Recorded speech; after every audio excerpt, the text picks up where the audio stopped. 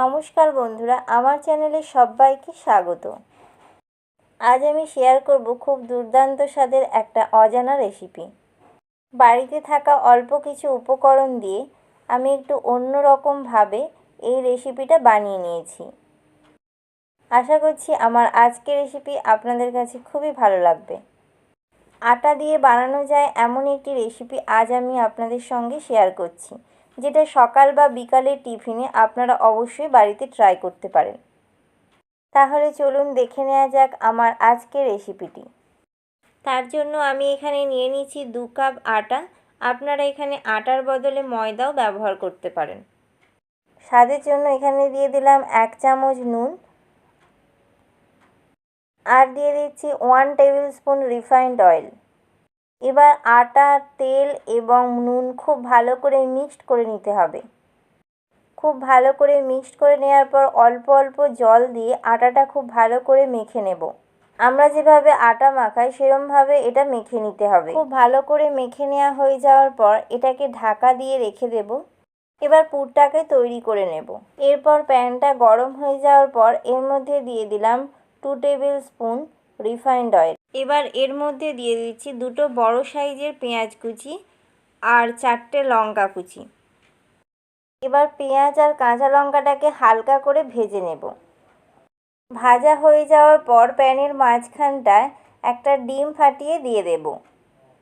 এবার ডিমটাকে এভাবে একটু ঝুড়ো ঝুড়ো করে নিচ্ছি। এবার এর মধ্যে দিয়ে দিলাম স্বাদ মতো নুন, আর দিয়ে দিচ্ছি 1/2 টেবিল স্পুন হলুদ গুঁড়ো। এরপর এর মধ্যে দিয়ে দিচ্ছি আগে থেকে সেদ্ধ করে রাখা আলু। এরপর এর মধ্যে দিয়ে দিচ্ছি 1/2 টেবিল স্পুন মিট মশলা। মিট মশলা দিলে তরকারির টেস্টটা খুব সুন্দর লাগবে। এরপর সব উপকরণগুলো খুব ভালো করে মিক্সড করে নিতে হবে। এবার এটাকে অন্য একটা পাত্রের মধ্যে তুলে রেখে দিয়ে 1 টেবিল স্পুন রিফাইন্ড অয়েল দিয়ে দিলাম। তেলটা খুব ভালো করে গরম হয়ে যাওয়ার পর এর মধ্যে কয়েকটা ধনেপাতা কুচি দিয়ে দিলাম। এবার এর মধ্যে আগে থেকে মিক্সড করে রাখা আলু আর ডিমের পুরটা দিয়ে দেব। এরপর সব উপকরণগুলো খুব ভালো করে মিক্সড করে নিতে হবে। পুরটা রেডি হয়ে যাওয়ার পর এটাকে অন্য একটা পাত্রের মধ্যে ঢেলে ঠান্ডা হতে দেব। ফিরে আসছি পুরটা ঠান্ডা হয়ে যাওয়ার পর। এখন আটাটা কত সফট হয়ে গেছে। এবার এই আটাটাকে আরেকটু মেখে নিতে হবে।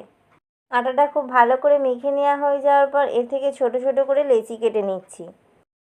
এবার সামান্য আটা দিয়ে পাতলা করে প্রথমে রুটির মতো করে বেলে নিতে হবে। এবার এর মধ্যে আমি 2 চামচ পুর দিয়ে দিচ্ছি। এবার একটু জল নিয়ে রুটির সাইডগুলোতে এইভাবে লাগিয়ে দিতে হবে। এই জলটা কিন্তু অবশ্যই দিতে হবে, কারণ এই জলটা আঠার কাজ করবে। ভালো করে জল লাগিয়ে দেওয়ার পর দুটো সাইডে ফোল্ড করে নিতে হবে প্রথমে। এবার অন্য সাইডটা আবার ফোল্ড করে দিয়ে এবার রোল করে দিতে হবে। এটা বলে বোঝানোর কিছু নেই, আপনারা দেখলেই এটা বুঝতে পারবেন যে এটা কিভাবে তৈরি করতে হবে। দেখুন এইভাবে সবগুলো বানিয়ে নিতে হবে। এবার এগুলোকে ভেজে নিতে হবে। এবার আমি একটা চাটু নিয়ে নিয়েছি। এই চাটুর মধ্যে দিয়ে দিচ্ছি 2 টেবিল স্পুন রিফাইন্ড অয়েল। এটার জন্য খুব বেশি তেল লাগে না, অল্প করে তেল দিয়ে এটা ভাজা হয়ে যায়। তেলটা হালকা গরম হয়ে যাওয়ার পর তেলের মধ্যে এটাকে আমি ছেড়ে দেব। কিছুক্ষণ পর ওয়ান সাইড ফ্রাই হয়ে যাওয়ার পর আবার অন্য সাইডে আমি ফ্রাই করে নেব। এই রেসিপিটা আপনারা বিকেলবেলা টিফিনেও খেতে পারেন। এটা আমার ভাজা হয়ে গেছে। এরপর এটাকে তেল থেকে তুলে নেব। এই রেসিপিটা দেখতে যেমন খুব সুন্দর, তেমন খেতেও ভীষণ টেস্টি। আপনারা অবশ্যই কমেন্টে জানাবেন আমার রেসিপিটা আপনাদের কাছে কেমন লাগলো। বাড়িতে থাকা অল্প কিছু উপকরণ দিয়ে আমি একটা ইউনিক টিফিনের রেসিপি বানিয়ে নিলাম। আমার আজকের রেসিপিটি আপনাদের কাছে কেমন লাগলো আপনারা অবশ্যই কমেন্টে জানাবেন। আমার চ্যানেলে নতুন বন্ধু হয়ে থাকলে আমার চ্যানেলটিকে সাবস্ক্রাইব করার অনুরোধ রইল।